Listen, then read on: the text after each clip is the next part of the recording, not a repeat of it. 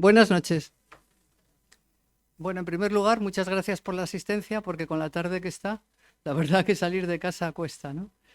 Represento al Ateneo y en realidad siempre hay aquí alguien que da la bienvenida y las gracias por la asistencia y también las gracias a los conferenciantes. Entonces, la presentación como tal la va a hacer Maite Ceballos, que es la que le conoce, así que cuando quieras. Al final se podrán hacer una serie de preguntas, ¿eh? Habrá un pequeño, bueno, lo que ustedes quieran, de pequeño o grande. Bueno, pues buenas tardes a todos y a todas. Es para mí un placer presentar esta tarde al profesor Nicolás Cardiel. Él es catedrático de Astrofísica en la Universidad Complutense de Madrid, en el Departamento de Física de la Tierra y Astrofísica. Es un científico dedicado al estudio de la formación y la evolución de las galaxias y muy implicado en la parte de desarrollo instrumental. Él ha trabajado mucho para desarrollar instrumentos para telescopios en tierra y para desarrollar el software, los programas informáticos que manejan toda esa recogida de datos y ese procesado de datos de telescopios en tierra. Y es precisamente esa experiencia con la instrumentación de equipos en tierra lo que nos ha permitido vincular su experiencia con nosotros en el IFCA, en el grupo de galaxias, porque hemos aprovechado todo ese conocimiento que tiene, ese amplio conocimiento durante todos estos años, para incorporarlo a una misión espacial en la que estamos participando en el IFCA. Entonces, al final todos son observatorios en tierra o en el espacio, todo lo que pretendemos es observar el universo, así que nos aprovechamos de todo su conocimiento y esperamos que sea una relación muy fructífera durante muchos años, que las misiones espaciales duran muchos años, así que le tendremos con nosotros. Y nada más, le damos la palabra y seguramente nos va a encantar la charla. Es un gran divulgador, hace mucho trabajo de divulgación, o sea que seguro que nos va a encantar. Gracias. Adelante.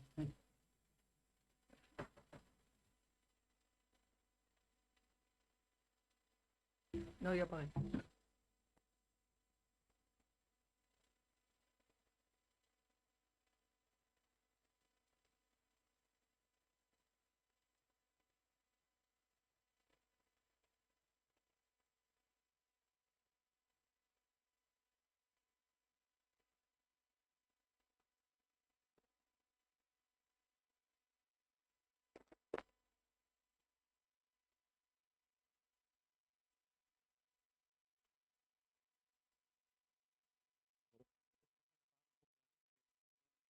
Sí, sí, sí. De acuerdo. Hola, buenas tardes. Muchas gracias, doctora Ceballos, por su cariñosa introducción. Estoy muy contento de estar aquí esta tarde con todos ustedes. Tengo muchísimo cariño a esta ciudad y quiero también agradecer, por supuesto, al Ateneo por su invitación para que pueda pasar un rato esta tarde hablando de algo que realmente me entusiasma, que es la ciencia en general. Y cuando me pidieron dar una charla, decidí hacer un pequeño experimento. A fin de cuentas somos científicos, pues pasamos la vida haciendo experimentos y también me gusta hacer experimentos en clase y me gusta hacer experimentos en las charlas de divulgación. Entonces lo que voy a hacer en la charla de hoy es un experimento. No lo he hecho antes. Muchas veces me invento un título, tengo una idea dando vueltas y luego la idea va creciendo con las diapositivas que se van utilizando y en cierta forma pues lo que sale después es algo interesante de analizar, cómo reaccionan ustedes ante la información que yo les cuento y eso luego me sirve para luego en charlas futuras pues incorporar nuevas ideas y por supuesto tratar siempre de mostrar que la ciencia es algo asequible a todo el mundo.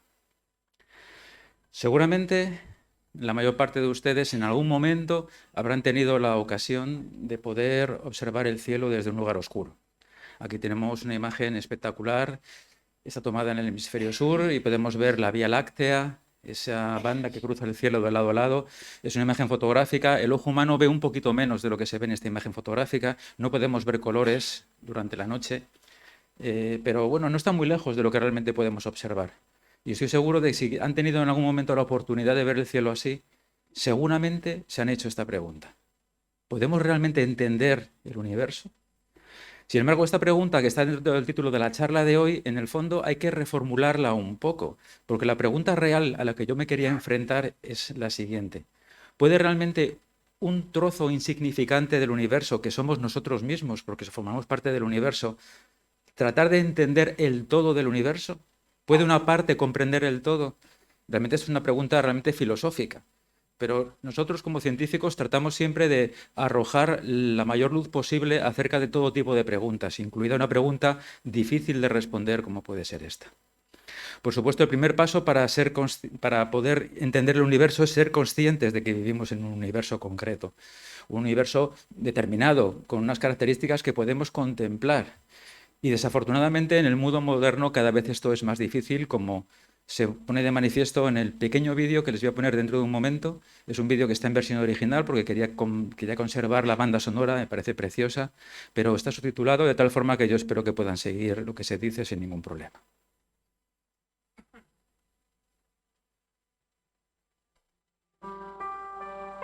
It's estimated that as many as 80% of all the people on Earth today have never had the chance to witness a clear view of the Milky Way. In 1994, a major earthquake struck Los Angeles, causing massive power outages across the city. Residents reportedly called 911 to express alarm about a strange, silvery cloud hovering overhead. They were in fact seeing the Milky Way galaxy for the first time.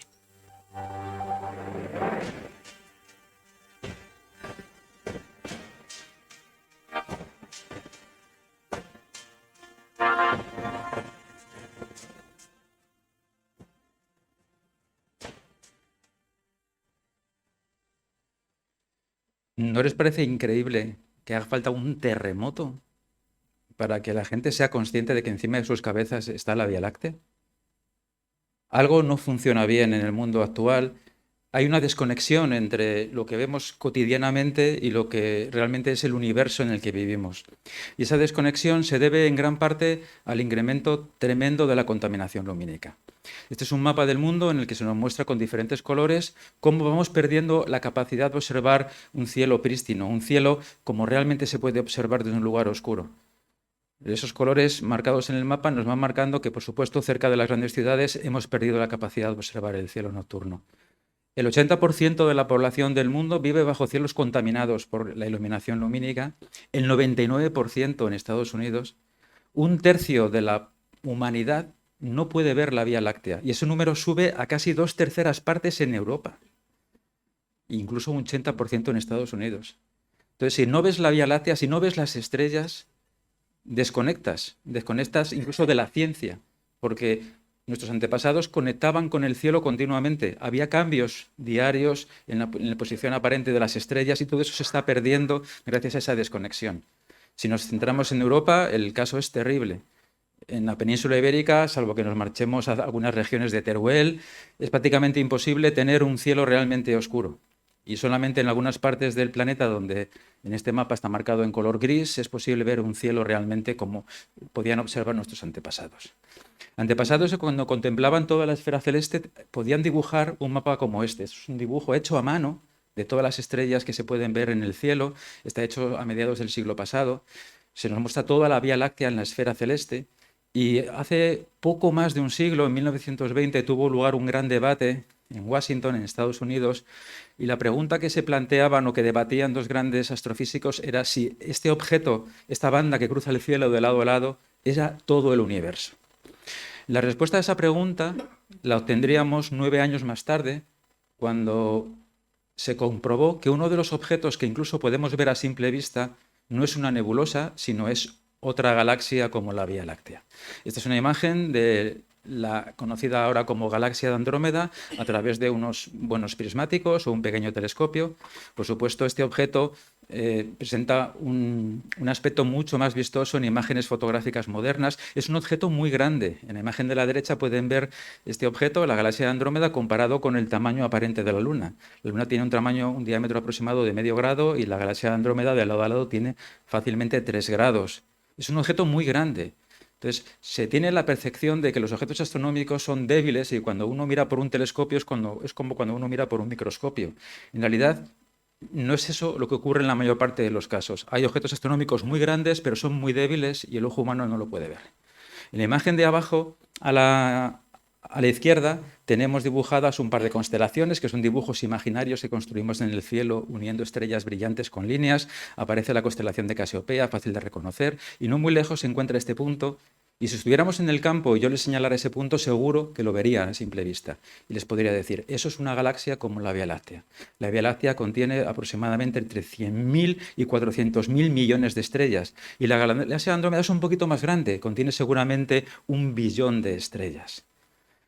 Entonces, ¿cómo nos enfrentamos realmente a entender el universo? Pues hay que hacerlo lo más preparados posible. En la Edad Media se consideraba que una persona era culta si realmente estudiaba lo que se llamaba el trivium y el quadrivium. El trivium comprendía varias disciplinas como la gramática, la retórica y la dialéctica. Y luego en el quadrivium se estudiaba aritmética, geometría, astronomía y música. Y si uno presta atención, vemos que el trivium se concentraba en las herramientas del lenguaje humano, mientras que el quadrivium se concentraba en el lenguaje de la naturaleza, en las matemáticas, porque la aritmética y la geometría son matemáticas. La astronomía en aquella época también era matemáticas, porque era astronomía de posición, donde estaban los cuerpos que se movían en el cielo. Y la música, en el fondo, también son matemáticas.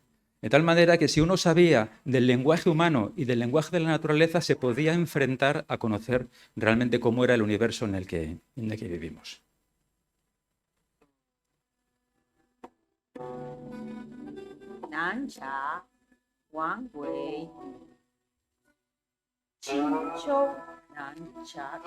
Esto le sonará chino. Es chino. Pero seguro que a nadie le preocupa ver un texto en chino. Yo no lo entiendo, no sé chino, pero sé que alguien lo podrá traducir. Y entonces mi preocupación no es si el texto está escrito en chino o no. Sí, quiero saber qué dice el texto. Y el texto es una poesía. De tal forma que luego me concentro en la traducción y disfruto del mensaje que me transmiten. El lenguaje humano puede ser cualquiera, pero lo que me interesa es el mensaje que fluye en el lenguaje humano. Yo no sé leer música, entonces cuando veo el lenguaje musical no me preocupa, porque seguro que hay un músico que puede leer lo que aquí está escrito y puede interpretar la partitura y me transmite el mensaje, que es una canción, y yo la puedo disfrutar. Luego, mi desconocimiento del lenguaje, en el caso del lenguaje humano o del lenguaje musical, no supone un problema en general.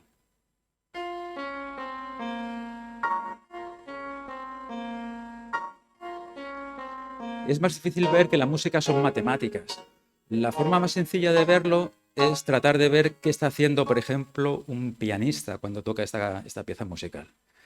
Lo primero vemos el teclado. En el teclado tenemos una disposición de teclas blancas y negras que están dispuestas de una forma geométrica regular. Hay un patrón de 12 teclas. Tenemos la escala cromática y también tenemos la escala diatónica formada solo por las teclas blancas. Y vemos que las teclas negras aparecen o en parejas o en tríos y se repite por todo el teclado. Eso es pura geometría. Cuando el músico interpreta la pieza musical, podemos ver que hay patrones geométricos en lo que está tocando.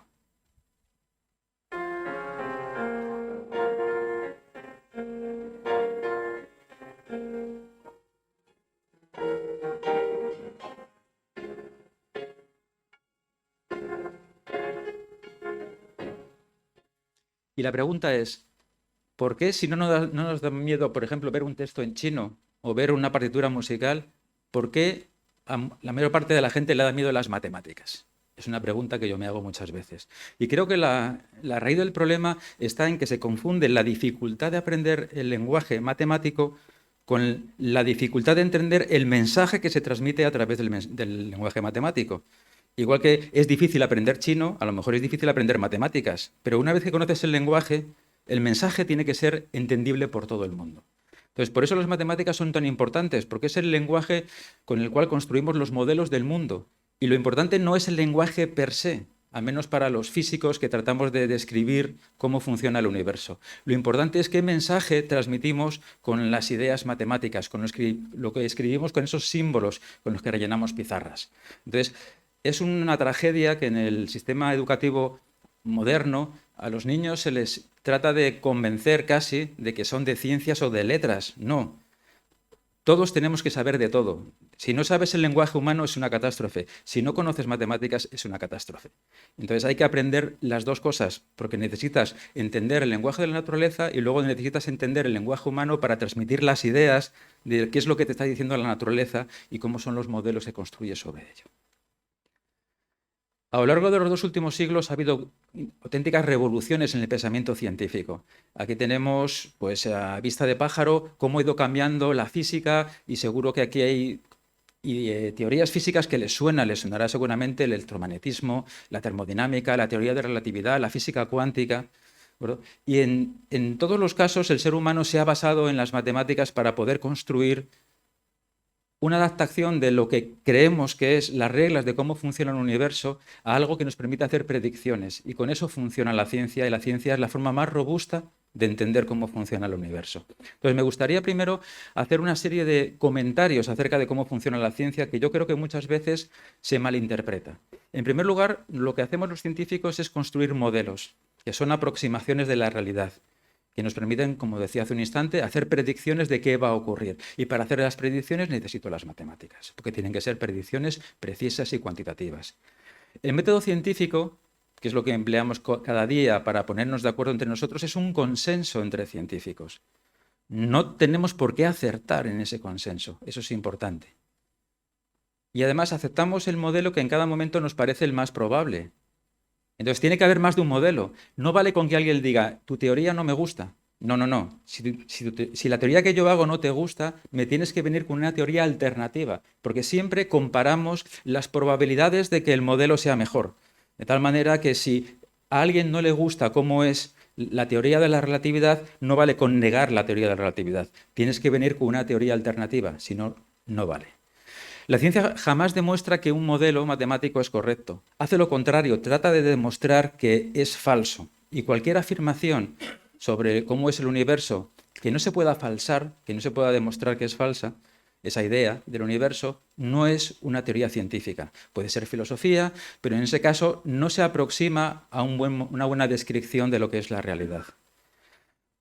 La ciencia puede ir en contra del sentido común, porque el ser humano se mueve en unos ámbitos de tamaños y de tiempos, unas escalas que son muy diferentes de las escalas que manejamos ahora para entender cómo es el mundo de lo muy pequeño y el mundo de lo muy grande, de tal forma que muchas veces el sentido común nos engaña. No tiene por qué gustarnos cómo es el universo. Esto también es importante. Suele haber un rechazo porque la ciencia, ahora hay un modelo que te dice que el universo tuvo un origen y hay gente que no le gusta que el universo tenga un origen. Lo siento, es el modelo consensuado por los científicos actualmente. Y si ese modelo no te parece bueno, tienes que venir con un modelo alternativo. No vale decir que no te gusta el modelo que tenemos ahora mismo. Y una pregunta también esencial es si estamos capacitados realmente para entender el universo. Uno de los primeros modelos que se construyeron lo podemos buscar viendo los trabajos del primer científico, uno de los primeros científicos que conocemos, fue Tales de Mileto. Mileto era una ciudad turca que ya no existe a orillas del Mediterráneo, así que a nadie le extrañará que el modelo de Tales de Mileto esté lleno de agua, ¿no? Tenemos una tierra plana, flotando en el océano, las estrellas, el sol, la luna estaban dispuestas en una esfera de cristal que había que ubicar en algún lado. ¿Y ese lado qué era? Un océano infinito.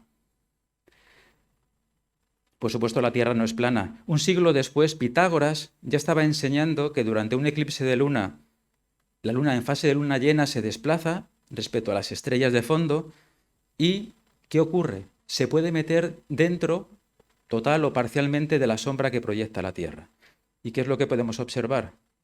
Que la sombra de la Tierra es redonda.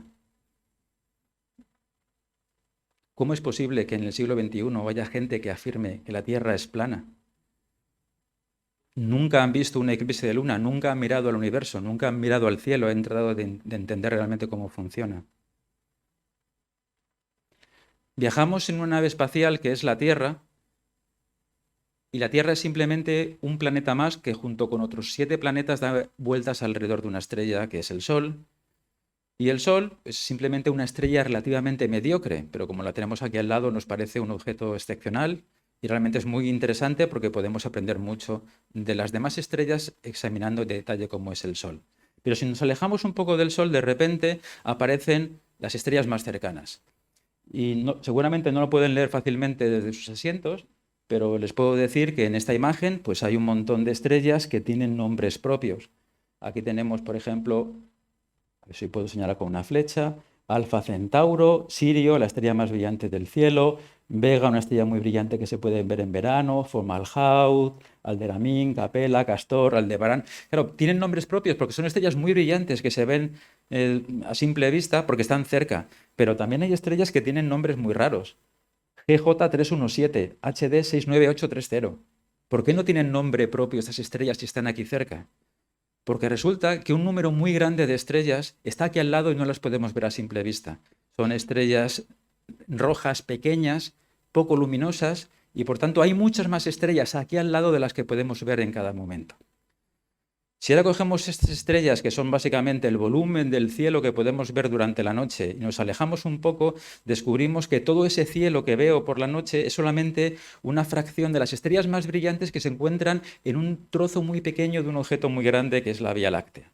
Estamos dentro de este objeto, tiene forma de espiral, es un disco achatado. No voy a enrollar mucho con esta parte, porque a mí lo que más me interesa es dar el salto que se hizo en la sociedad científica hace, como os digo, prácticamente un siglo, cuando se descubrió que este objeto no era todo el universo.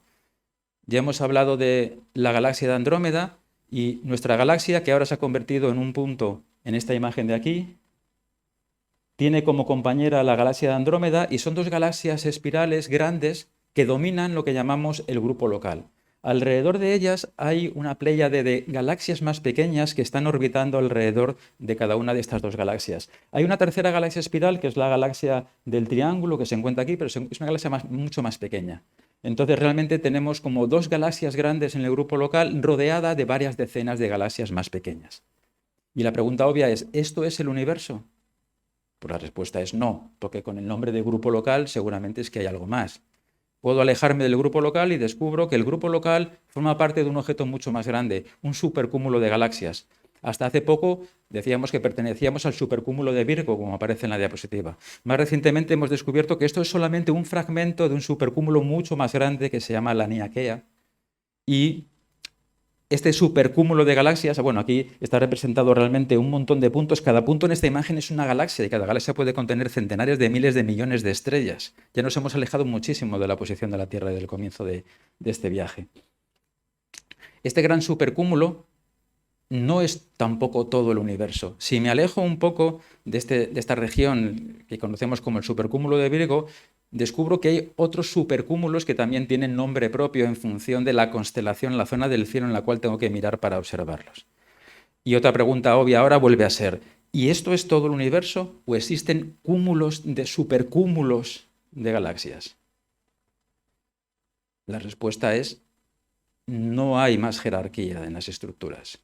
El universo a escalas mayores tiene una distribución homogénea uniforme, lleno de supercúmulos de galaxias. Y esto sería el volumen de todo el universo que puedo observar.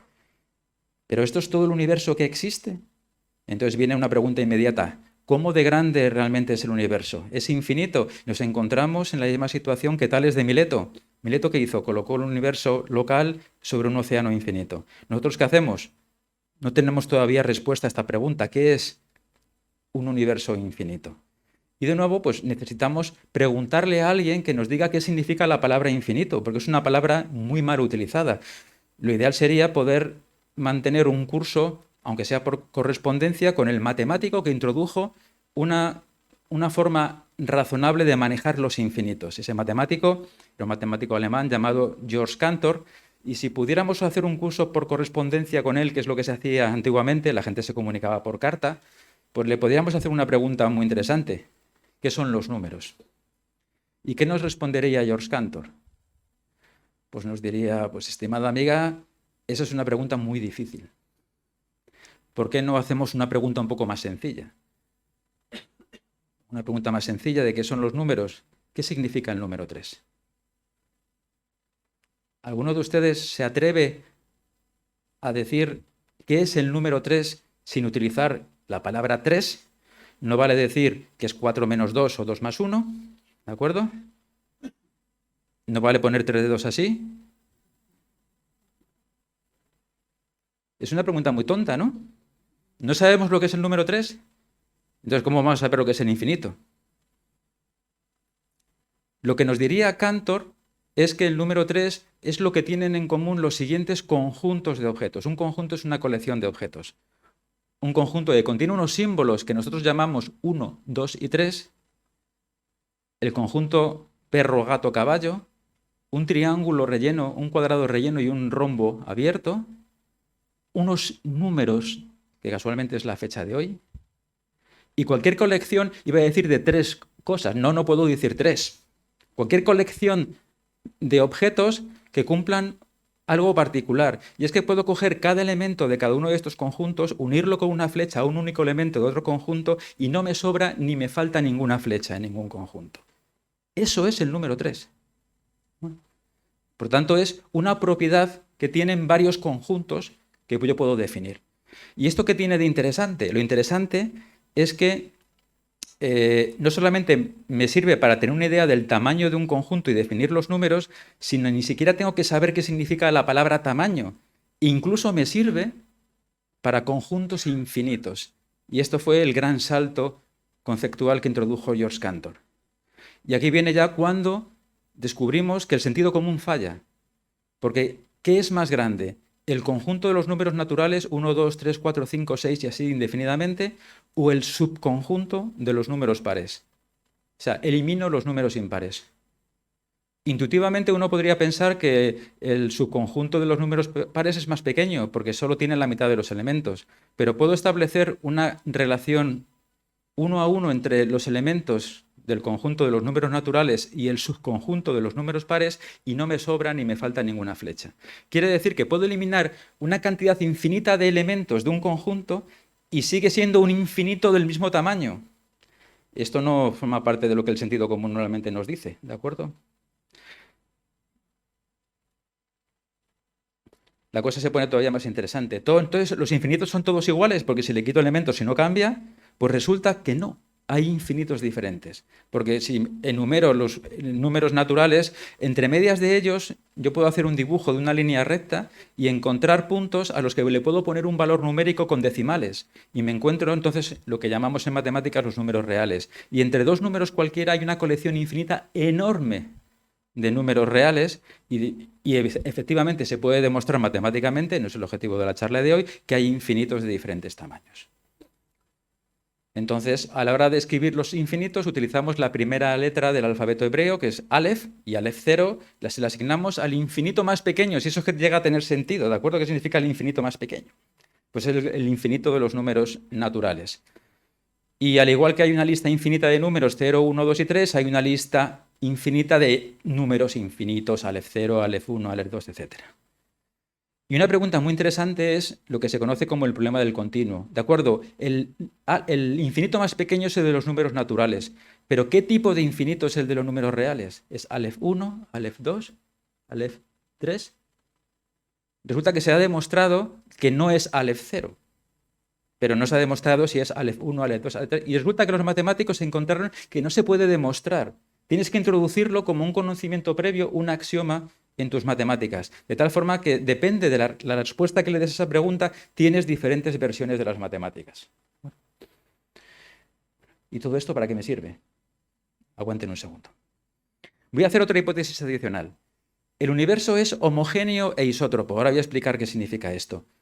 Pero se traduce en que no ocupamos un lugar especial en el universo. Y eso es maravilloso. Somos vulgares. Ocupamos un lugar cualquiera del universo. Pero eso precisamente es lo que permite que las leyes de la física que descubrimos aquí las podemos aplicar a cualquier otro punto del universo, porque esa vulgaridad se convierte en universalidad. Y eso es absolutamente maravilloso. Es realmente lo que nos permite hacer cosmología y tratar de entender cómo funciona el universo. ¿Qué queremos decir respecto a que el universo es homogéneo e isótropo? Esas dos palabras las solemos esconder detrás de algo que llamamos el principio cosmológico. Y aquí tenemos una imagen que es una simulación por ordenador de la estructura a muy gran escala del universo, donde solo tengo supercúmulos de galaxias. Y si yo examinara en detalle 3 regiones particulares de este universo por ordenador, si se pareciera al universo real, me encontraría que estadísticamente las propiedades de esos supercúmulos son iguales en todas las regiones. Eso es lo que significa que el universo es homogéneo. No me encuentro lo mismo en todas las regiones, me encuentro cosas distintas pero tienen las mismas propiedades. Eso significa ser homogéneo. Y por isótropo me refiero a que si yo miro en una dirección, observo galaxias, cúmulos de galaxias que tienen unas propiedades que son iguales que las galaxias que están en sentido contrario, o las que están a la derecha, a la izquierda. Puedo mirar en cualquier dirección.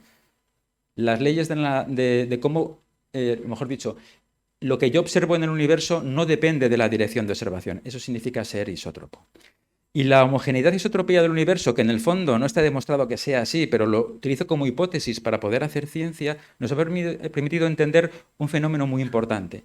Se descubrió, a la vez que Andrómeda se vio que no era una nebulosa, sino una galaxia como la Vía Láctea, y que luego había muchas más galaxias, por las mismas fechas se descubrió que aparentemente todas las galaxias, a partir de una determinada distancia, se alejaban de la nuestra, como si estuviéramos en el centro de algún sitio. Pero no estamos en el centro de ningún lado, porque nuestro lugar no es especial.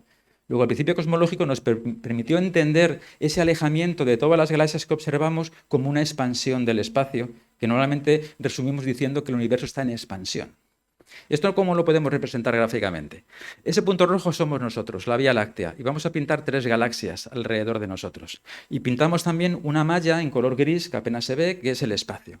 Voy a hacer aumentar esa malla gris, pero las galaxias no van a cambiar de tamaño, solo va a aumentar el espacio que hay entre ellas. Y cuando yo hago esto, lo que me encuentro es que al aumentar el espacio, a mí me parece que las galaxias se están alejando de nosotros. Y cuanto más lejos está la galaxia, con mayor velocidad parece que se aleja de nosotros esa galaxia. Pero eso es un efecto que tiene que ser reproducible en cualquier otro punto del universo. Ahora cojamos a una observadora que se va a la galaxia número 2 y repite el experimento. ¿Y qué es lo que observa? Exactamente lo mismo. Por tanto, el principio cosmológico es lo que nos permite afirmar que el espacio se encuentra en expansión. Y esto ya se empieza a poner entonces interesante. Porque tenemos un universo que podemos observar de un determinado tamaño, y si hacemos pasar el tiempo hacia el futuro, ese universo tiene que ser más grande porque aumenta el espacio que hay dentro de ese universo. Pero ¿qué ocurre si ahora miro hacia atrás, hacia el pasado? Todo cada vez está más cerca. Y eso significa que entonces me puedo plantear la pregunta, ¿cuál era el tamaño del universo en su origen? Y esta pregunta tiene trampa, porque esa pregunta es ambigua. ¿Qué quiero decir por universo? ¿El universo que yo puedo observar ahora mismo? El universo que puedo observar ahora mismo es finito, ¿de acuerdo? Es un volumen determinado, no es infinito, seguro. Entonces, si yo echo el tiempo hacia atrás y hago que las galaxias estén a la mitad de distancia, ¿de acuerdo? Pues ese volumen se hace más pequeño y más pequeño y más pequeño, ¿de acuerdo? Y entonces acabo concluyendo que el universo observable se encontraba en el origen del universo, porque el universo tuvo un origen, en una región del espacio que ocupaba un volumen muy pequeño. Un tamaño que si ahora usamos las reglas de la física que conocemos, nos sale aproximadamente un objeto de un tamaño de 1,5 metros antes de que las leyes de la física dejen de ser aplicables, que curiosamente 1,5 metros básicamente es el tamaño de una persona. Esto es una casualidad. Pero si por universo quiero decir algo más, que es todo lo que existe, no solamente el universo que puedo observar, tengo un problema. Porque si el universo ahora mismo es infinito, y aquí me viene bien la clase de matemáticas, si yo reduzco a la mitad la distancia entre todas las galaxias, después de hacerlo, ese universo sigue siendo infinito. Porque yo puedo quitar infinitos elementos de un conjunto infinito y sigue siendo infinito. Yo puedo acercar todos los objetos de un universo extendido en el espacio infinito y sigue siendo un espacio infinito. Y da igual cuántas veces reduzca el espacio. Por tanto, si el universo ahora mismo fuera espacialmente infinito, en el origen también lo era. Y esto es muy difícil de entender, porque no lo entiende el sentido común. De repente se forma el universo y es infinito en el espacio. ¿Esto quién lo entiende realmente? Pero afortunadamente, con la ayuda de las matemáticas, yo puedo trabajar con las ecuaciones que me permiten manipular universos de este estilo y comprobar que lo que estoy calculando tiene sentido. El principio cosmológico nos permite, entre otras cosas, convertir leyes locales en leyes universales. ¿Y qué cosas podemos deducir de las leyes universales? Hagamos un experimento sencillo. Cogemos una bola de corcho de aproximadamente unos 13 centímetros de diámetro, va a pesar 100 gramos, y una bola de hierro del mismo tamaño. El hierro es mucho más denso. Una bola de ese mismo tamaño pesará 3 kilos. Entonces la bola de corcho pesa 30 veces menos. Y ahora cojo la bola de corcho y la de metal y las suelto a la vez, desde una misma altura, ¿cuál llega antes al suelo? ¿La bola de 3 kilos o la bola de corcho de 100 gramos? La respuesta intuitiva es que llega antes la bola de metal, ¿de acuerdo? Pero eso es un efecto de perspectiva. ¿Qué ocurre si le doy la vuelta al experimento? ¿Por qué cae la bola al suelo? Porque la atrae la Tierra. Entonces, si la bola está debajo, la Tierra tiene que atraer la bola hacia arriba. ¿Qué bola atraerá con más facilidad? ¿La bola más pesada o la menos pesada? Pero me tiene que dar lo mismo. En el universo no hay arriba o abajo. Es un concepto local definido por la existencia de la fuerza de la gravedad. Las dos bolas, según este experimento mental que estamos haciendo, tienen que caer a la vez. Porque si doy una respuesta en un lado, cuando le doy la vuelta tengo que darle la misma respuesta. Y la única forma de que esto encaje es que tienen que caer a la vez al suelo. La primera persona que afirmó que esto era así de forma rigurosa fue Galileo Galilei. Si alguna vez viajan a Florencia, no dejen de visitar su museo, donde él hizo este experimento, pero claro, se cuenta que se subió a la torre de Pisa y soltó un par de bolas. No se sabe si fue cierto o no. Además, eso ocurre muy deprisa, no te da tiempo a medir nada. ¿Qué hizo Galileo? Tirar bolas a cámara lenta, a través de pendientes. Te da tiempo a cronometrarlo.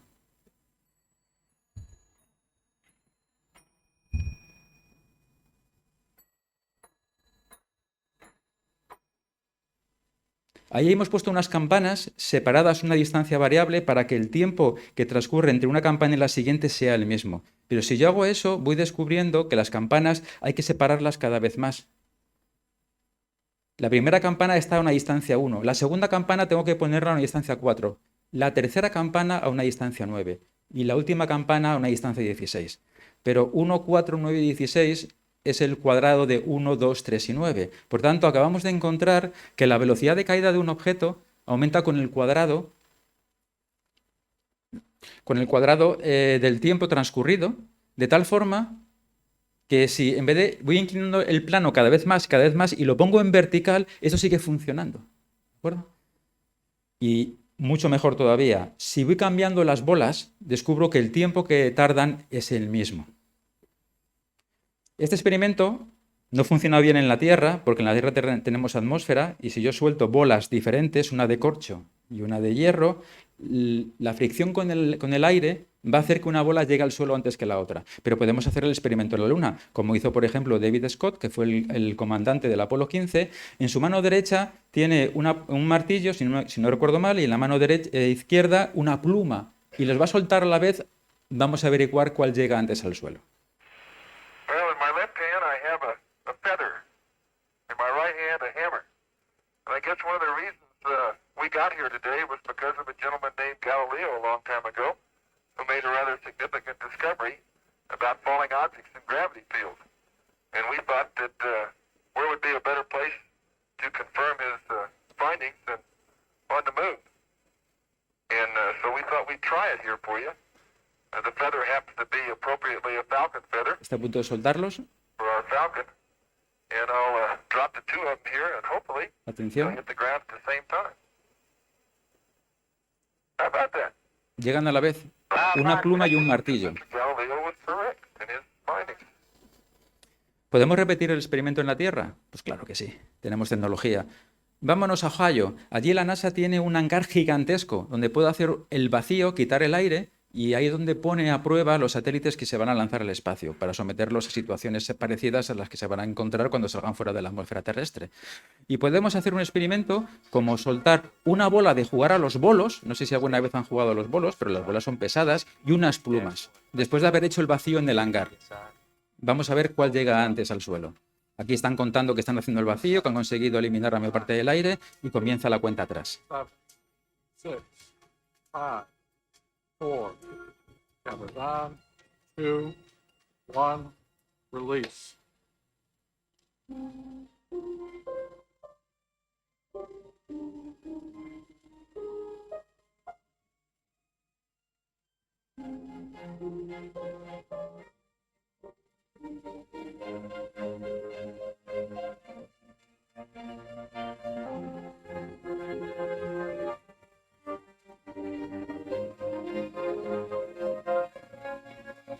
Pues llegan a la vez. Look at that.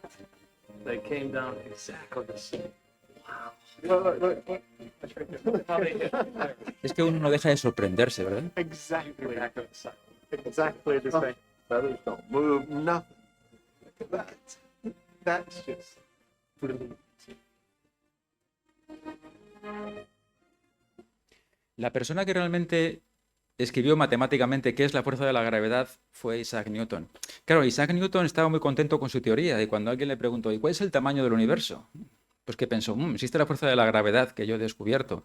Conclusión, el universo tiene que ser infinito, porque si no debería colapsar por efecto de la gravedad.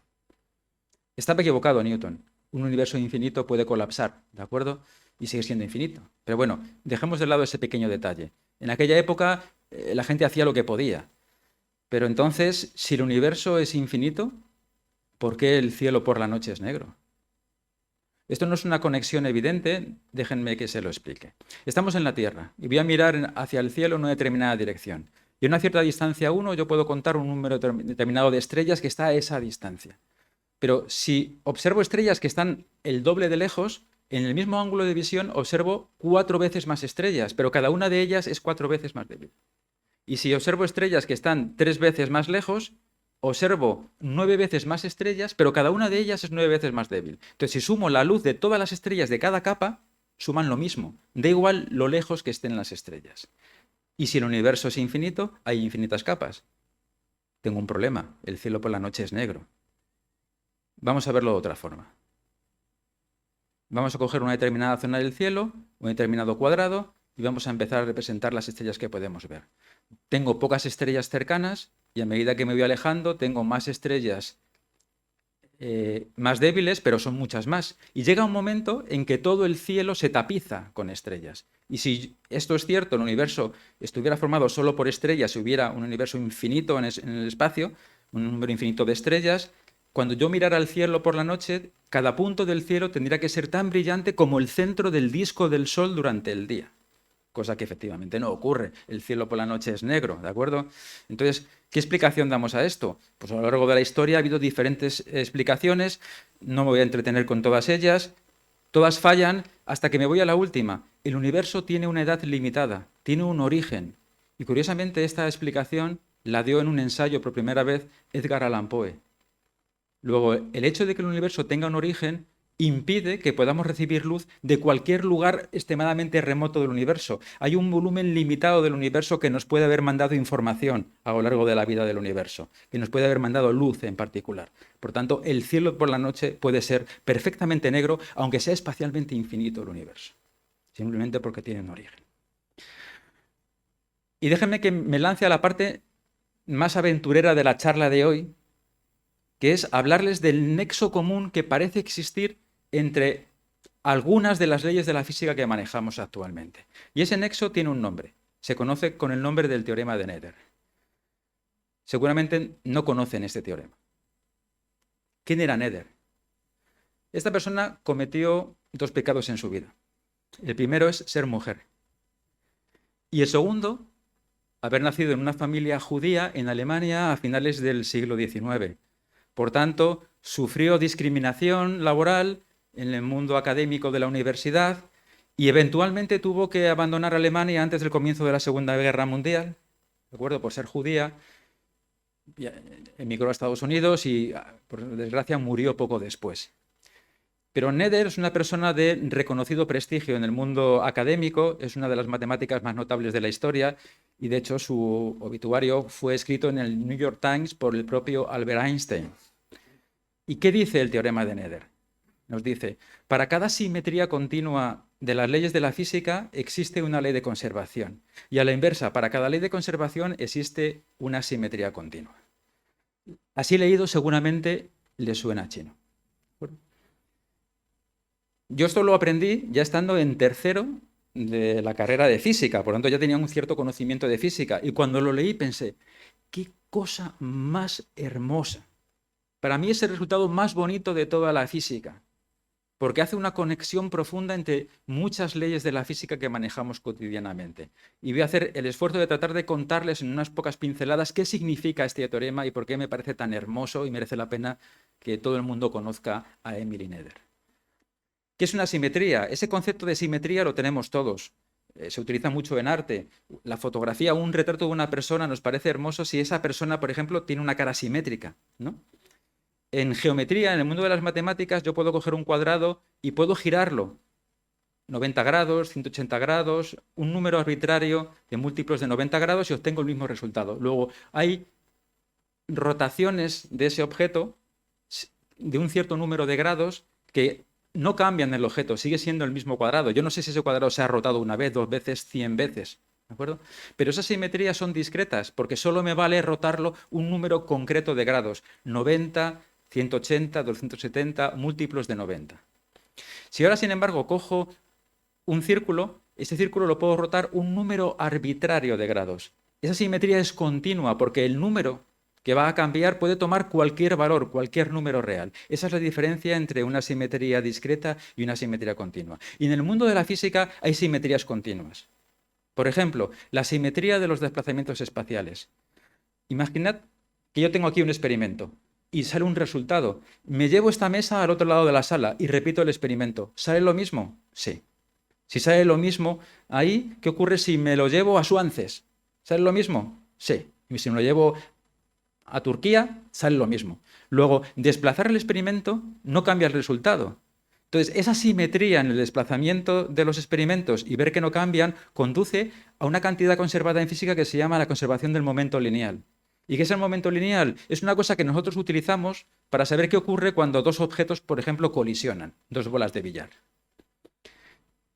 Y esto es muy importante en el mundo de la física de partículas, porque solemos modelizar el comportamiento del mundo subatómico utilizando partículas. La cosa es mucho más complicada, pero en primera aproximación nos vale. Y, por ejemplo, gran parte de los objetos que hay en el universo son estrellas que están formadas por gas, y el gas está formado por partículas. Y si yo hago un modelo en el que impongo la conservación del momento lineal, obtengo lo que se llama la presión de los gases ideales, que es la fórmula básica que junto con la temperatura me predice cómo se comporta una estrella, de repente porque se conserva algo que los físicos llaman el momento lineal. Esto es fantástico. No solamente sirve para saber qué va a ocurrir en un juego de billar.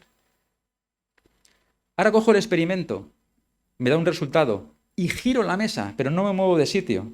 Un ángulo cualquiera y repito el experimento. ¿Sale lo mismo? Sale lo mismo. Hay una simetría de rotación. ¿Y eso qué conduce? Conduce a algo fantástico, que es la conservación del momento angular. Esto seguro que lo conocen. ¿Quién no ha visto a una patinadora sobre hielo? Su momento angular se está conservando y es el producto de dos cosas. Una cosa que llamamos el momento de inercia I y la velocidad angular omega. Cuando tiene los brazos extendidos, su momento de inercia es muy grande, pero si los encoge, ese número disminuye y para conservar el momento angular tiene que girar más deprisa, para conservar el momento angular. Y la conservación del momento angular junto a la conservación del momento lineal son leyes básicas de la física, con la cual construimos los modelos que nos permiten entender cómo funciona el universo. Otra simetría. Hago el experimento encima de la mesa y me da un resultado. Y nos vamos a casa y volvemos mañana. Repito el experimento mañana. ¿Sale lo mismo? Sí.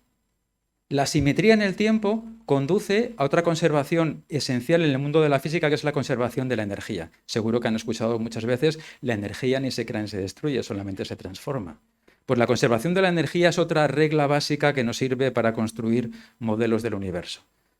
Un ejemplo básico de conservación de la energía la tenemos en un péndulo. En un péndulo tenemos diferentes situaciones. Es un objeto que pesa colgado, por ejemplo, de una varilla. Ese objeto es esa bola de color rojo. A veces está quieta, a veces se mueve. Entonces puedo calcular algo que los físicos llamamos energía cinética debido al movimiento. Esa energía está representada en la barra de color amarillo, que es muy grande cuando el objeto se encuentra abajo y se hace cero cuando el objeto se detiene, porque depende del movimiento. Y la barra de color verde está midiendo otro tipo de energía que llamamos energía potencial, que depende del hecho de que este péndulo existe, se está moviendo porque está dentro de un campo gravitatorio, que es la Tierra seguramente. Y si yo sumo la barra amarilla a la barra verde, me sale la barra naranja que no cambia. Eso se llama conservación de la energía. Los péndulos son objetos fantásticos que permitieron, con un mecanismo de escape adecuado, construir relojes de péndulo. Aunque tenemos relojes en el universo mucho mejores, podemos utilizar la Tierra como reloj. Y de hecho es lo que hemos hecho durante la mayor parte de la historia reciente del ser humano. Lo que pasa es que normalmente concebimos que el cielo es el que se mueve alrededor de nosotros, pero en este vídeo en el que hemos dejado la cámara apuntando fija a las estrellas, como tiene que ser, vemos que es la Tierra la que está girando, como si fuera una enorme manilla de un reloj enorme, ¿de acuerdo? Y así hemos definido, en este caso sería el día siderio, que se aproxima mucho al día solar de 24 horas. Hay gente que afirma que el ser humano no ha estado en la Luna, ¿no? Pero astronautas de 3 de las misiones Apolo y 2 misiones no tripuladas soviéticas dejaron en la superficie de la Luna unos reflectores. Esos reflectores, ahí tenéis una imagen, tienen el mismo comportamiento que los catadióptricos de los faros traseros de un coche. Están construidos para que la luz se refleje en el mismo camino que la luz, en el mismo camino en el que ha llegado la luz hacia ese reflector. Y eso es muy interesante, porque yo puedo demostrar con unos pocos miles de euros que el ser humano ha llegado a la Luna. Me compro un láser muy potente y me voy a un observatorio. En vez de mirar por el ojo, por el ocular del telescopio y apuntar a la Luna, coloco el rayo láser donde pondría el ojo y lanzo el rayo láser contra la Luna. El rayo láser impactará en la superficie de la Luna en alguno de los puntos que hay allí, y si soy capaz de acertar en alguno de los reflectores, el rayo láser vuelve de vuelta a la Tierra. Pero la Luna está bastante lejos, está a algo más de 380.000 kilómetros de distancia. La luz tarda un poquito más de un segundo en ir y un poquito más de un segundo en volver. Prácticamente 2 segundos y medio en ir y en volver. Puedo encender el láser, quitarlo y medir el láser de vuelta. Y lo puedo repetir muchas veces. Y con eso, ¿qué es lo que hemos encontrado? Que la distancia entre la Tierra y la Luna está aumentando casi 4 centímetros cada año. Si no hubiera reflectores no podría hacer estas medidas. Luego esos reflectores los ha puesto alguien ahí. ¿Por qué la Luna se aleja de nosotros? Podemos consultar las tablas del puerto de Santander. Para hoy nos predicen que hemos tenido, como cabe esperar, 2 momentos de pleamar, 2 momentos de bajamar. La Luna, junto con el Sol, es la responsable de las mareas que podemos observar en la Tierra. ¿Y por qué se producen las mareas? Tenemos la Luna girando alrededor de la Tierra y la atracción de la Luna deforma los océanos, construyendo un objeto que tiene forma de elipsoide, como podemos contemplar aquí. Estamos viendo la Tierra por encima del Polo Norte. La Tierra está girando en sentido contrario de las agujas de reloj y también la Luna. Pero la Tierra gira más deprisa, da una vuelta completa cada 24 horas y la Luna tarda aproximadamente un mes en dar una vuelta completa. Quiere decir que la Tierra arrastra al océano y por eso este elipsoide de mareas está desplazado aproximadamente 10 grados con respecto a la dirección que une la Tierra con la Luna. Debido a ese desplazamiento, la Luna está atrayendo con un poco más de fuerza este lado del elipsoide y el rozamiento del océano, del fondo del océano con la Tierra está frenando la Tierra. Y la Tierra gira ligeramente más despacio cada vez, 0,002 segundos por siglo.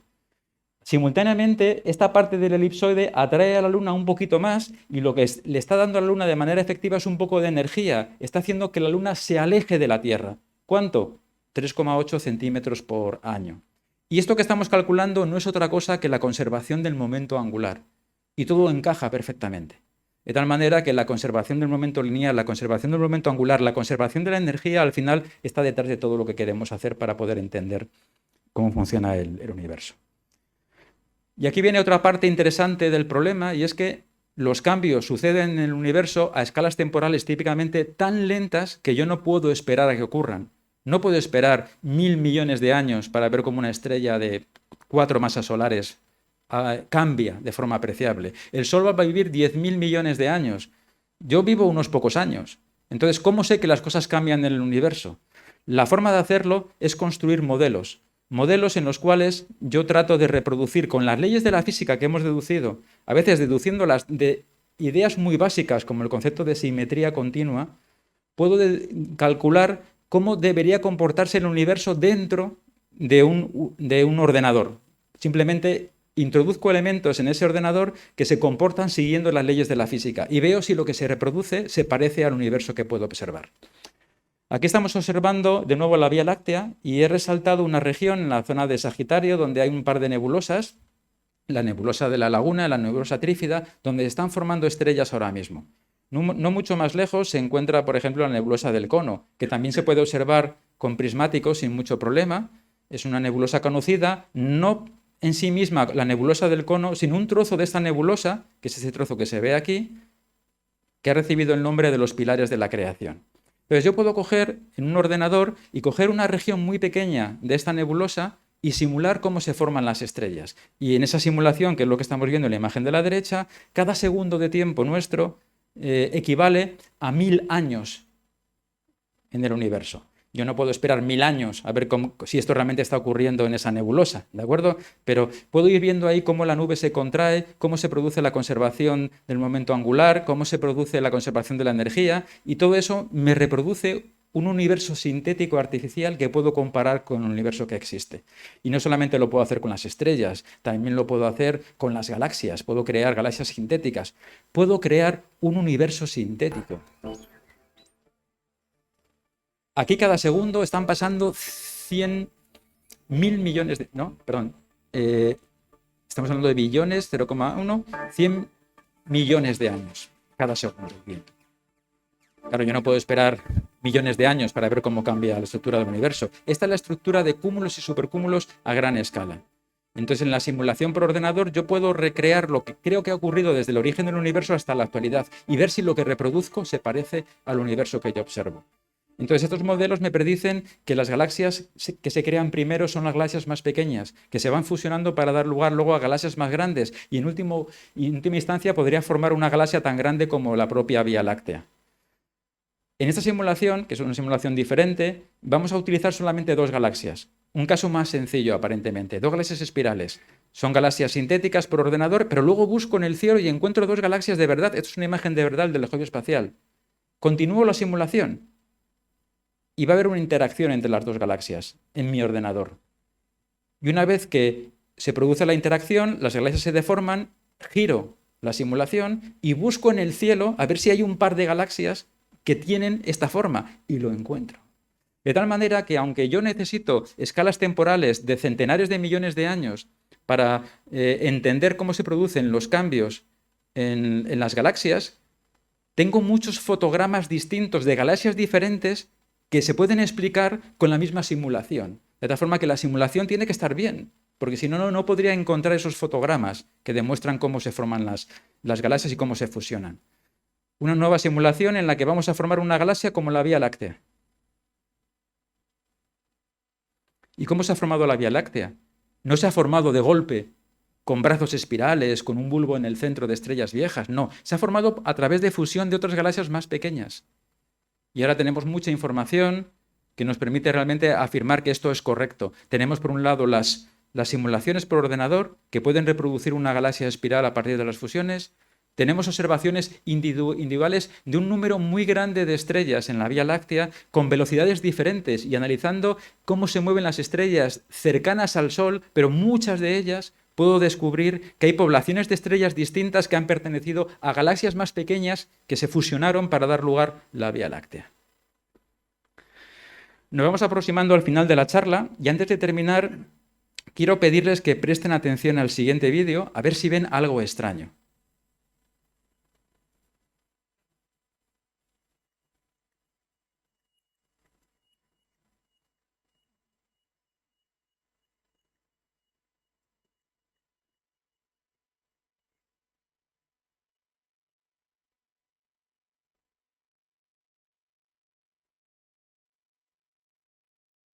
¿Les llama la atención alguna cosa?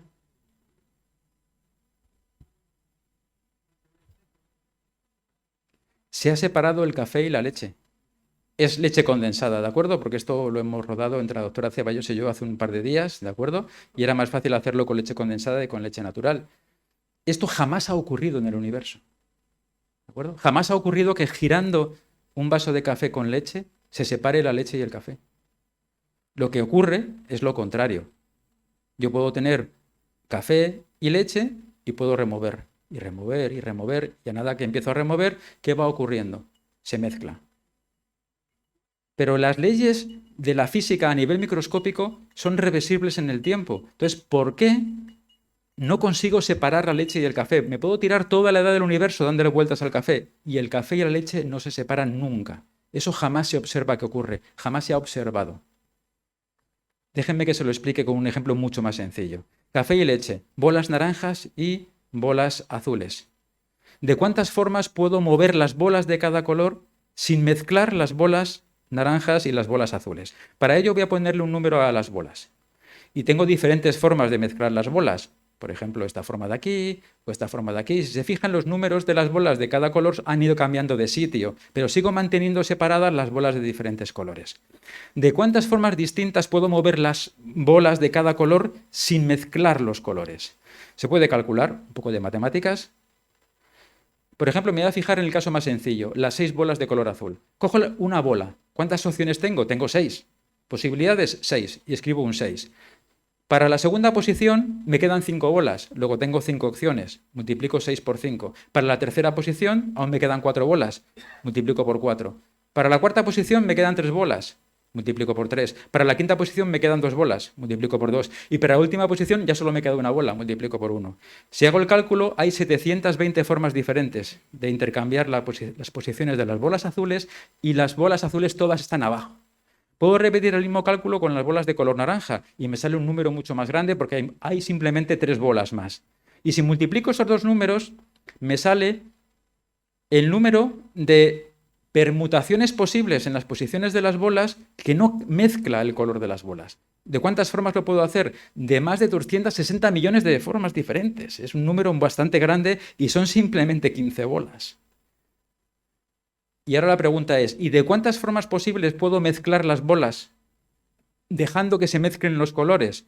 Si hago el cálculo de una forma similar, me sale que ese número es superior a 1,3 billones. Eso quiere decir que si yo meto la mano en la urna de la derecha y mezclo las bolas, solo una vez de cada 5.000 las bolas estarán separadas por colores. Y eso me ocurre simplemente con un número muy pequeño de bolas. Pero en la naturaleza tengo un número enorme de partículas en la mayor parte de los objetos. En ese vaso de café con leche tengo un número inmenso de partículas. Por ejemplo, aquí ya simplemente hemos puesto un número más pequeño, 135 bolas. Hago los cálculos y me sale que la probabilidad de, moviendo las bolas al azar, separar las bolas por colores, dejando las naranjas arriba y las azules abajo, es solamente de una opción entre más de 200 sextillones, que es un 2 seguido de 38 ceros.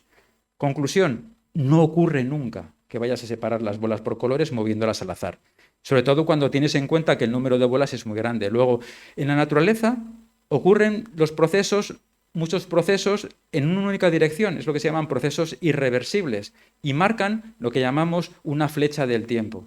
Luego, alguien tiene que explicarme por qué esto sucede así. ¿Por qué puedo transformar café con leche, con el café y la leche separados en una mezcla y no puedo hacerlo al revés de una forma sencilla?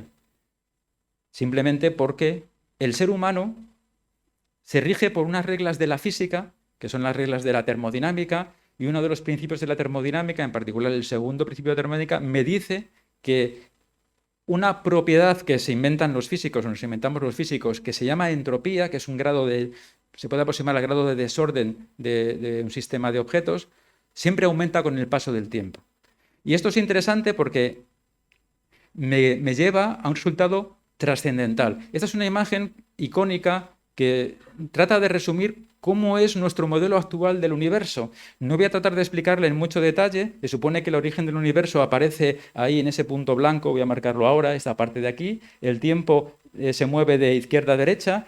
Me dice que el universo se formó hace aproximadamente 13.700 millones de años, y lo más importante es que yo puedo crear un universo a partir de la nada.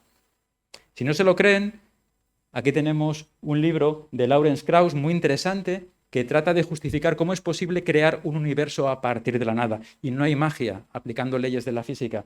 Y además hay que hacerlo exigiendo que ese universo en su origen tenga una entropía muy baja para poder explicar por qué el ser humano puede acordarse del pasado y no del futuro. Porque hay una flecha unidireccional del tiempo para los objetos macroscópicos. Porque yo me puedo mover arriba y abajo, derecha e izquierda en las coordenadas espaciales, pero no puedo hacer eso a voluntad en el eje del tiempo. Todo es muy interesante, pero bueno, ya me estoy quedando sin tiempo. Quiero retroceder a la pregunta inicial que planteábamos al comienzo de la charla de hoy. ¿Puede una parte insignificante del universo, que somos nosotros mismos, entender la totalidad del universo? Pues afortunadamente podemos intentarlo. Y esto es posible gracias, insisto una vez más, a que no ocupamos un lugar privilegiado en el universo y que podemos deducir leyes universales. No sé si han tenido la oportunidad de ver una película que se estrenó hace aproximadamente un año, se titula No mires arriba. Es una parábola acerca de la indiferencia del ser humano acerca del tremendo problema del cambio climático, pero está ilustrado a través de la idea de un cometa que se acerca a la Tierra y es un cometa que va a destruir la vida en la Tierra. No mires arriba. Cuando he empezado la charla de hoy, he tratado de convencerles de que hay que hacer un esfuerzo por mirar el universo, tratar de comprenderlo. Por favor, miren arriba. Disfruten de ese maravilloso universo en el que no solo vivimos, sino del que también formamos parte. Muchas gracias por su atención.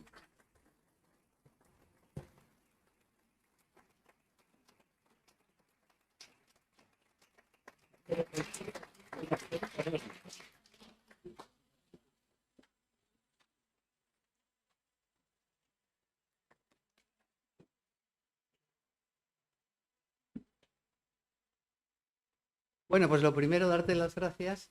Nos has dado tantísima información que es una cosa, además se queda uno asustado de lo poco que somos. Te miras ahí en el universo y vamos, ¿qué es la guerra de Putin y esto? Nada. Entonces, bueno, todo ha sido muy, muy interesante, una conferencia muy bien preparada. Yo creo que te daba para varias, ¿eh? He quitado muchas diapositivas de cosas que quería contar. Y bueno, comienza el turno de preguntas. Ustedes saben. Ha estado usted hablando todo el rato de un solo universo, ¿no? Matemáticamente es posible que exista más de uno que no podemos nosotros. Sí, sí, sí. Por eso Una de digo las últimas teorías que trata de evitar algunos problemas del modelo, por así decir, estándar del universo es el modelo de los multiversos. Y eso al final permite que pueda surgir un universo casi a partir de cualquier posición espacial de otro universo, pero son universos que se desconectan y que luego no puede haber una comunicación entre ellos.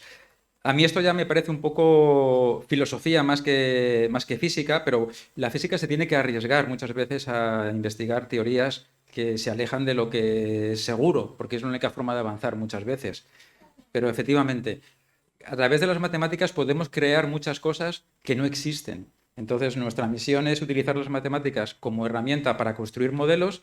Podemos inventarnos modelos muy originales y muy atrayentes, pero si luego no tienen una comparación y tienen o tenemos la opción de comprobar que ese modelo se ajusta a lo que podemos observar, realmente ese modelo no nos sirve. Por lo tanto, podemos generar muchos más modelos que universo existe, porque de forma práctica para mí me da igual que haya muchos universos si solamente puedo contemplar uno. Entonces, cuando yo hablo del universo es de todo lo que yo puedo manejar, aunque luego yo pueda construir teorías que pueden predecir la existencia de otros universos.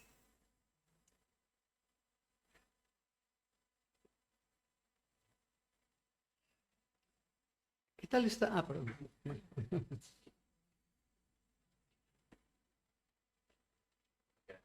Muchas gracias por la charla, me ha parecido muy inspiradora. Hablando de un poco del tipo del el departamento de los materiales, he estado leyendo hoy algo sobre la minería espacial y he leído algo de que los rusos habían descubierto un nuevo mineral en la Luna. ¿Este tipo de conocimiento hacia dónde nos puede llevar? Bueno, supongo que lo importante, no conozco esa noticia, lo importante siempre va a ser ese mineral cómo de útil puede ser. Al final el ser humano se mueve reutilizando los recursos naturales para construir cosas y si los rusos han encontrado un mineral, seguramente ese mineral existe en la Tierra, aunque a lo mejor unas cantidades muy pequeñas y a lo mejor ellos han encontrado una mina que puede proporcionar ese mineral en cantidades abundantes.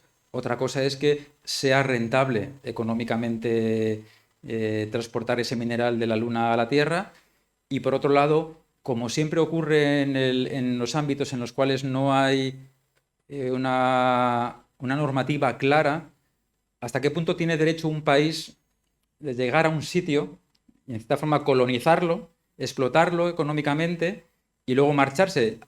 ¿De quién es la Luna? ¿De acuerdo? No sería Entonces, la primera vez. claro, pero eso forma parte de la historia del ser humano. El ser humano siempre ha tratado de ampliar sus horizontes y donde llegaba, pues básicamente arrasaba con lo que pillaba. Entonces, esa política seguramente, si alguien la puede ejecutar, me temo que puede seguir ocurriendo. Sería ideal pensar que cualquier explotación de recursos naturales en otros cuerpos del sistema solar se pudiera realizar de una forma coordinada entre todos los países de la Tierra y que todo el mundo se pudiera beneficiar de una explotación de esas características, intentando además preservar información útil desde el punto de vista científico que pueda haber en aquel sitio. Si alguien descubre que es interesante dinamitar la Luna, ¿de acuerdo?, para extraer cosas, lo mismo estamos destruyendo una fuente de información básica para entender cómo fue el origen de la Luna, el origen de otros satélites, de tal manera que ahí hay un conflicto, yo veo, entre los intereses de la ciencia y los intereses de la industria. Pero no le veo una solución sencilla a una problemática de ese estilo. Por fortuna, yo creo, si ya para terminar la respuesta a esta pregunta, todavía es muy caro viajar al espacio y debe ser muy caro traer material de la Luna a la Tierra. Luego, muchas veces se lanzan a la opinión pública noticias de esas características simplemente para que cada uno de los países consiga financiación suficiente en los programas espaciales para poder seguir haciendo otras cosas.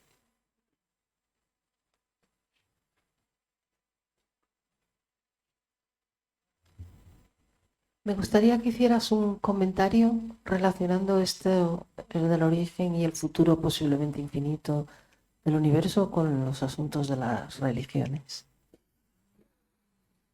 Qué complicado. Bueno, como habréis visto, yo no he necesitado echar mano de las religiones para mi charla. Realmente las religiones forman parte de un ámbito que no es el ámbito de la ciencia en general, ¿de acuerdo? Simplemente los científicos tratamos de descubrir leyes que cualquier otra persona pueda comprobar si realmente funciona o no.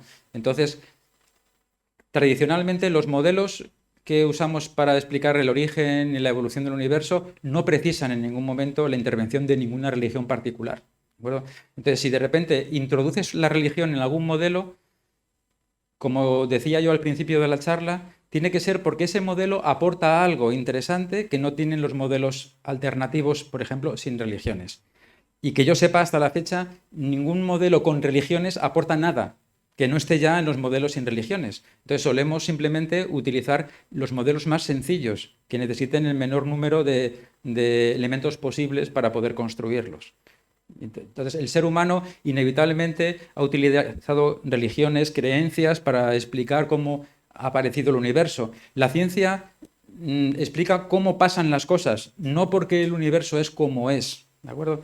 Entonces, llega un momento en que la ciencia no puede dar respuesta a algunas preguntas que podemos plantear, pero yo siempre cuando llego a ese sitio me planteo que es que quizá el ser humano es solamente un trozo de universo y realmente un trozo puede conocer el todo. Hay preguntas que podemos hacernos que a lo mejor no podemos responder, no podremos responder nunca, porque solamente somos un subconjunto del universo. ¿Puede ese subconjunto conocer la totalidad del universo?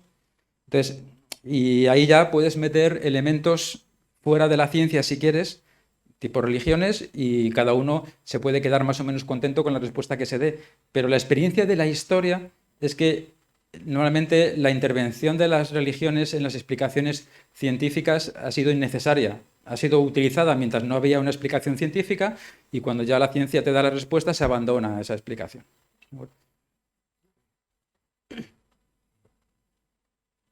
Pues Hola, buenas tardes. Gracias por la charla. Mi pregunta es muy sencilla, es más prosaica y todo eso.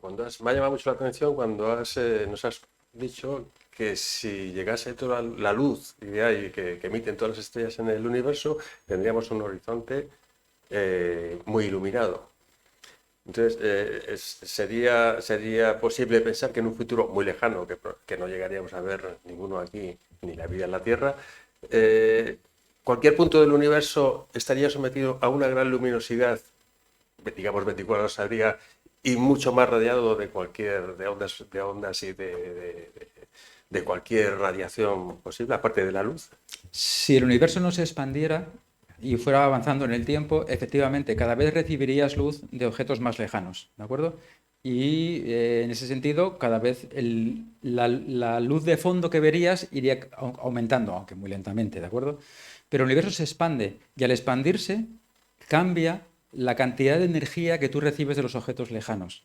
Y de hecho, no solo se expande, estaba puesto en la última gráfica que puse, porque no tenía tiempo para explicarla en detalle, se expande de una forma acelerada. A ver si la encuentro, aquí está. Lo pone arriba del todo, expansión acelerada del universo. Eso lo que va a hacer es todo lo contrario. Va a eliminar luz que podemos recibir en un futuro extremadamente lejano del universo, ¿de acuerdo? Y al final el universo se convertirá en un objeto de una extensión descomunal, inimaginable, solamente el papel lo resiste cuando uno escribe las ecuaciones, es difícil de imaginar, y estaría prácticamente vacío, ¿de acuerdo? Y un lugar muy, muy, muy oscuro. Y porque la radiación, cuando viaja por un universo en expansión, cambia su energía, se pierde energía. Una cosa que he comentado al principio de la charla era la conservación de la energía. Pero la conservación de la energía se basa en el teorema de Nether, que nos dice si hay una simetría en el tiempo, pero en el universo no tiene por qué haber una simetría en el tiempo. Luego, en realidad, es una cosa que normalmente no se suele explicar, no está clara que la energía tenga que conservarse en un universo como un todo, ¿de acuerdo? Se puede perder energía. Es difícil definir la energía a escala de todo el universo. De hecho, eso me permite crear un universo también a partir de la nada, porque no se vio la nada, porque el teorema de Nether me dice que si no hay una simetría temporal, puedo violar la conservación de la energía. Y entonces, en un universo muy remoto, con una expansión acelerada, no tengo ese problema de que el cielo estaría tremendamente iluminado. De todas formas, hablamos de unas escalas temporales que se escapan muchísimo de lo que va a vivir el Sol, de lo que podría sobrevivir seguramente los seres vivos. Entonces, bueno, a lo mejor no habrá nadie para verlo. Sí, sí. Sí, sí, sí. Quería saber, es que cuando hacemos imágenes, normalmente nos alejamos de la Tierra y entonces vemos la Tierra más pequeña y entonces vemos la Vía Láctea y tal, pero físicamente realmente nunca nos podemos alejar. Entonces lo que quería saber es cómo se hacen esas imágenes o cómo llegamos incluso a saber que el universo en principio es homogéneo, isotrópico.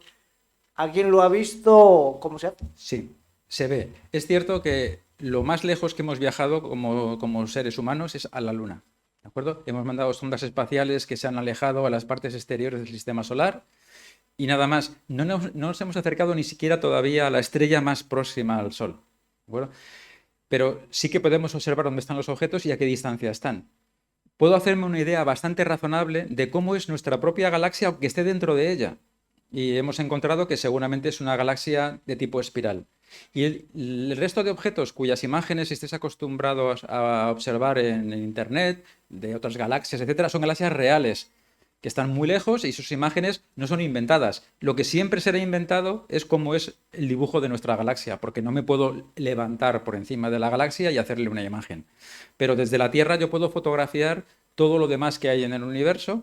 Y cuando yo observo en diferentes direcciones, observo galaxias, cúmulos, supercúmulos de galaxias que tienen las mismas propiedades, observe en la dirección que observe. Y por eso decimos que el universo es isótropo. Cuando luego me hago un mapa de cómo están estos objetos en la misma época temporal, descubro que el universo es también homogéneo en el mismo instante de tiempo. De tal forma que el principio cosmológico funciona porque compruebo cuando yo lo observo qué es lo que puedo medir. Luego, ya a partir de ahí, el camino es muy fácil. Construyo leyes de la física aquí mismo, en la Tierra, y se las aplico a todo el universo, porque asumo que mi lugar en el universo es igual de interesante o aburrido que cualquier otro punto del universo. Una cosa nada más, que he visto que has estado trabajando en Calar Alto, en el Observatorio Astronómico de Almería. Sí. ¿Cómo está España en ese sentido? Porque dicen que... España es un país privilegiado porque en Europa, por ejemplo, hay muy pocos sitios donde haya telescopios como los que tenemos en nuestro país. Eso se debe a que tenemos lugares donde la calidad del cielo históricamente ha sido muy buena, como era la zona de Almería, como es la zona de las Islas Canarias, y entonces consorcios de diferentes países europeos han ido construyendo observatorios en suelo español simplemente porque era un buen lugar donde colocar los observatorios. Y la ventaja de que construyan observatorios en España, y yo me he beneficiado de ello, y la gente de mi generación también, es que cuando alguien extranjero construía un telescopio en España, el 10 o el 20% de las noches de observación tenían que ser para astrónomos españoles. Y eso ha permitido que haya una generación floreciente de astrofísicos españoles que nos hayamos beneficiado. Si no, pues seguramente pues, habríamos hecho astrofísica de lápiz y papel. Pero por fortuna, pues España estaba y sigue estando a la vanguardia del mundo en cuanto a observatorios profesionales. Eso quería que dijeras. Bueno, pues muchas gracias. Buenas noches y oye, encantada de tenerte otra vez aquí porque lo hemos pasado bien. Bueno. Interesante, pero